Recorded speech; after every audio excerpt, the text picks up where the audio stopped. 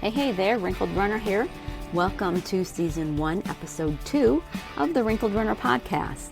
Today we're going to be talking about running shoes because I do not want you to run in just any old pair of sneakers like I did the first time I started running.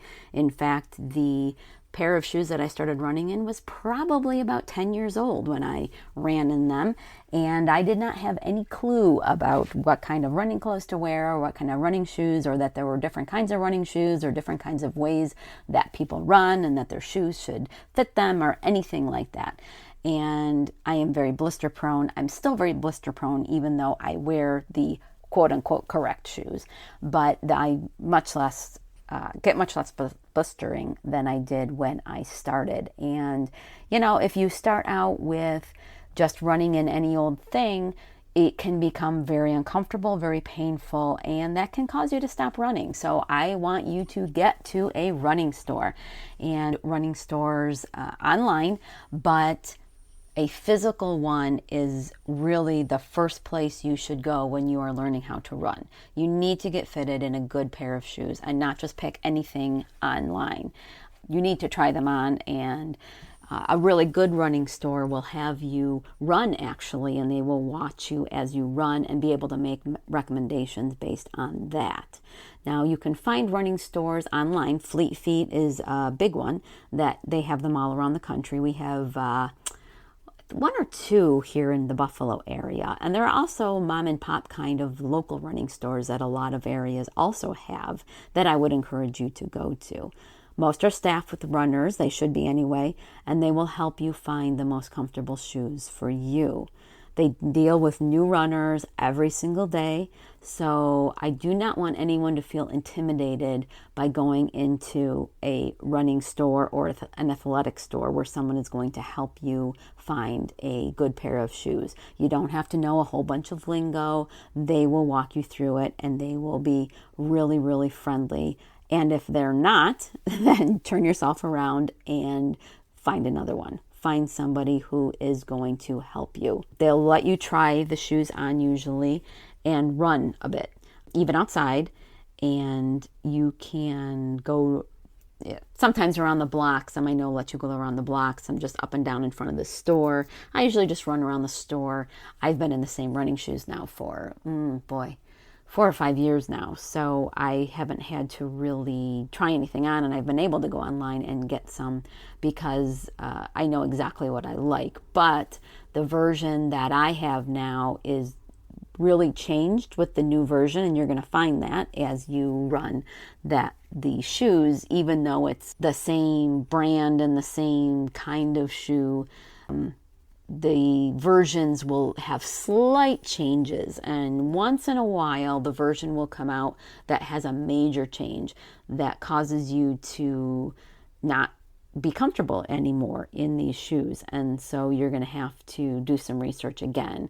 But once you find a shoe that you really like, you can then, go online and get that version, and a lot of times find it cheaper too, especially when they go on sale, or if the new version comes out, you can find your version that you really love for usually a few years before you have to start looking again for something different.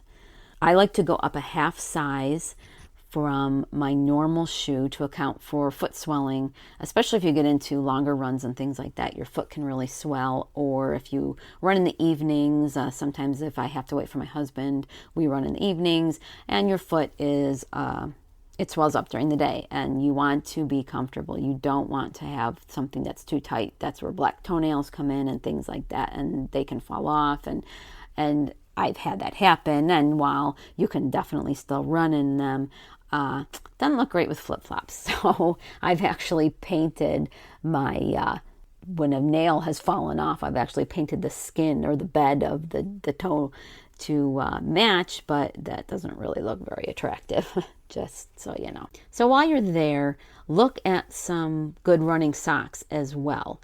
I use Balaga. I think that's how you say it, Balega. I use those socks, and they have helped with the blistering, to not have blisters. But a really good pair of socks is also important. Try on different kinds of shoes though, but if you're new to the sport, more cushioning will probably be what you'll be most comfortable in, especially those of us who are older. We like to be comfortable, and you're not going to run, like I said before, if you're not comfortable. And a lot of times more cushioning will give you comfort. And, in the running world, the pendulum swings all different ways. A few years ago, probably 10 years ago, minimalist running was the big thing, and everybody was running either barefoot or in the Vibram 5-finger that you'd see people wear, with each individual toe. And my husband had a pair of very minimalist shoes, so it was basically like running on concrete. Now the pendulum seems to be swinging the other way, where we have the Hoka shoes that have like really thick cushioning. I've never run in them, but they are really thick if you've ever seen anyone with those. I happen to like a lot of cushioning in my shoe. I use a New Balance 1080, and I know when that cushioning starts to go, it's time for me to get a new shoes. There have actually been studies that show that new runners have less injury when their shoes are comfortable, instead of relying on gimmicks, what's cool. You'll see people in shoes or running shoes and things like that are like fashionable or athleisure, or, some big name likes to run in them or whatever. There are all different ways that the media tries to get you to buy their product, but run in what is comfortable. This is not a fashion show. If you're running, you're not going to be by anybody who really cares what you wear. And as those of us who are older know, we get to say what is cool. Try to find something that is comfortable, that you are actually going to run in it. Site post that I have that I will post in the show notes, that there's a longer explanation about the studies and the things like that, because you're going to hear words like pronation, overpronation, things like that, that they may talk to you about in the running store. But really go with what is comfortable. And the most expensive pair is not necessarily the best for you. When you go to run, be careful that your laces aren't too loose so that you trip. I always double knot. But you also don't want them too tight. You can strain the top of your foot. And I've had that before, where I've been out on a run and all of a sudden the top of my foot feels like there's like a break, or it's really strained.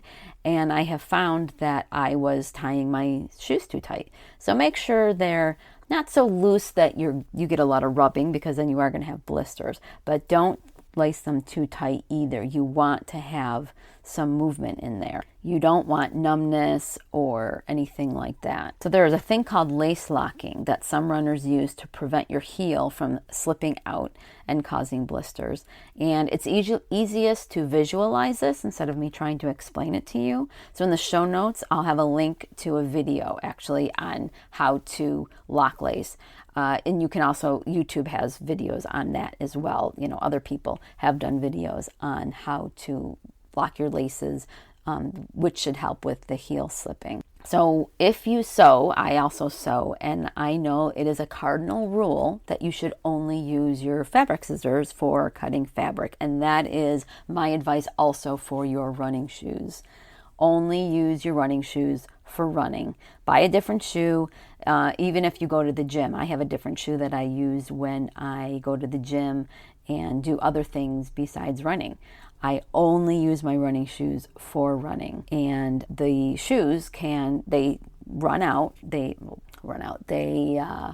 wear out, and you need to change them eventually so that you have a new pair. And I don't mean in 5 years. I mean, eventually, if you are a new runner, you will actually get to the point where you have run 500 miles. And that seems to be the magic number that everybody talks about. 500 miles is when you should change your shoes. Now, I have had a stress fracture before, and so the guy that I went to for therapy had told me that I should change my shoes every 300 miles. So if you're prone to injuries and things like that, I would suggest that somewhere between 300 and 500 miles is when you want to change out your shoes. So in order for you to know that you've run 300 or 400, 500 miles, I also recommend that you have a shoe log. Even if you don't want to journal your runs or anything like that, at least keep track of how many miles you've been running on your shoes. That can be as simple as sticking a number on your calendar on your phone and adding it up every month and seeing how many miles you've run. If you use different apps, there are also different ways that you can do that based on whether you're using the workout app on your iPhone or, different phones, I'm sure, and different apps have different ways of being able to add that up for you. So you know how many miles that you've been doing, and once you get close to 300, 400, 500 miles, go back to the running store, or if you really love the shoes that you're in, just go online, order yourself a pair, have them all ready to go. Because you know how it is, you can get to the 500 miles and say, I'll go next week, I'll go next week. That turns into next month, and next thing you know, you're running 1,000 miles on these shoes, and you don't understand why you're getting injured and why the runs feel so hard. Well, it's probably because your shoes are completely worn out, and you will be so happy to get your feet in new shoes, and there's a spring in your step and just this bounciness when you have a new pair of shoes. So get them before you need them, and then you'll always be ready when your shoes are telling you that it is time to switch. If you want to have more than just a shoe log and you want to have a whole running journal, I have a YouTube video at the Wrinkled Runner YouTube channel or on the blog, the wrinkledrunner.com blog, that tells you how to set one up. Now, I use Evernote for mine, and so it's kind of like an Evernote tutorial. And if you don't use Evernote, there are many different ways that you can have a journal. You can have a paper journal, whatever, to track your runs and talk about the weather and the different things you wore and whether you liked your shoes, whether you got a blister, all these different things to track, because we always think we're going to remember everything, and then sometimes we don't. So I always have a shoe journal within my regular running journal, and then I have everything all in one place. So to recap, when you go to the running store, try to find the shoes that are comfortable. Deal with somebody who runs.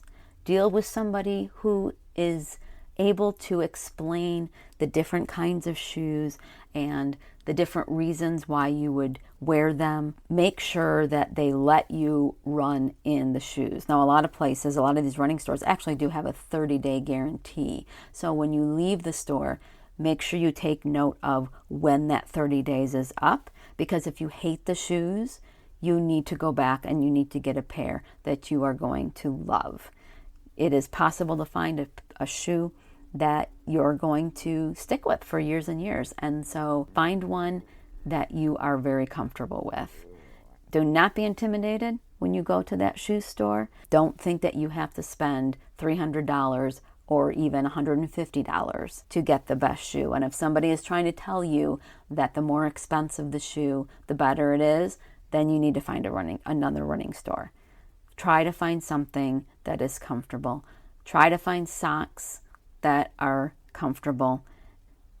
Get out there and go for a run. If you'd like to ask any questions about running shoes or any other questions about running, please email me at sherry@wrinkledrunner.com. You can also go to wrinkledrunner.com, and there is a contact form there that you will be able to get a hold of me, and I will email the answer. I also may use your question on a future podcast. Please subscribe to this podcast so that you don't miss a single episode. The podcast is divided into seasons, and so you'll be able to know then once a season ends and then know when it starts back up again. And I'll see you on the run.